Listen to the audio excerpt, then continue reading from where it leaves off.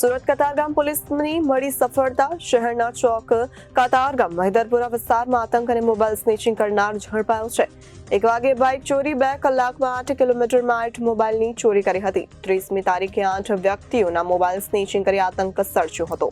સુરત કતારગામ પોલીસને મળી સફળતા. શહેરના ચોક કતારગામ મહિદરપુરા વિસ્તારમાં આતંક મોબાઈલ સ્નેચિંગ કરનારાઓ ઝડપાયા છે. 1 વાગે બાઇક ચોરી, 2 કલાકમાં 8 કિલોમીટરમાં 8 મોબાઈલની ચોરી કરાઈ છે.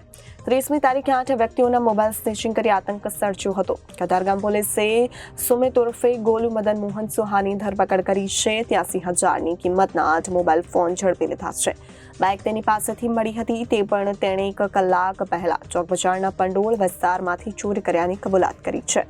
તારીખ 30 ઓગસ્ટના રોજ કતારગામ પોલીસ સ્ટેશન વિસ્તારમાં મોબાઈલ સ્નેચિંગના બનાવો પોલીસના ધ્યાને આવતા સર્વેલન્સ સ્ટાફના અધિકારી તથા કર્મચારીઓએ આરોપીના સીસીટીવી ફૂટેજ મેળવવાનો પ્રયત્ન કરેલ, જેમાં સફળતા મળતા આરોપી સુમિત ઉર્ફે ગોલુ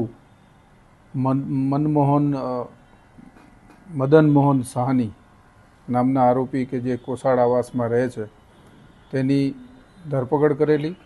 આ આરોપી પાસેથી કુલ 8 મોબાઈલ પોલીસે જપ્ત કરેલા અને એની પાસેનું મોટરસાઇકલ છે તે પણ ચોરીનું હોવાનું પૂછપરછ દરમિયાન જણાઈ આવતા બપોરના 1:30 વાગ્યાથી લઈને 2-2.5 કલાકના અરસામાં આ આરોપીએ વાહન ચોરી કર્યા પછી કુલ 8 જેટલા મોબાઈલ સ્નેચિંગના બનાવોને અંજામ આપેલો, જેમાં 4 બનાવ કતારગામ પોલીસ સ્ટેશન વિસ્તારના, 2 બનાવ ચોક બજાર પોલીસ સ્ટેશન વિસ્તારમાં કરેલા છે અને બાકીના જે 2 મોબાઈલ છે જેનું IMEI રન કરાવી અને એના ફરિયાદીનો સંપર્ક કયાથી ફરીથી બીજા કયા પોલીસ સ્ટેશન વિસ્તારના 2 ગુના છે એ તપાસ ચાલુ છે.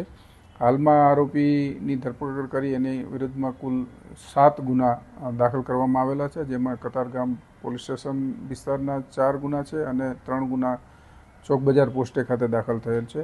આ કામના આરોપી જે છે અગાઉ પણ મોબાઈલ સ્નેચિંગના ગુનામાં 2 વખત ઉત્તરાયણ પોલીસ સ્ટેશનમાં પકડાયેલા છે. આમ આરોપીનો ગુનાહિત ઇતિહાસ છે, તેથી આરોપીની ધરપકડ કરી વધુ તપાસ હાથ ધરી અન્ય કોઈ ગુનાઓને અંજામ આપેલ છે કે કેમ અને આરોપીઓ સાથે અન્ય કોઈ સહઆરોપીઓ છે કે કેમ એ દિશામાં પોલીસે તપાસ હાથ ધરેલી છે. Bureau report Janadesh news, Surat.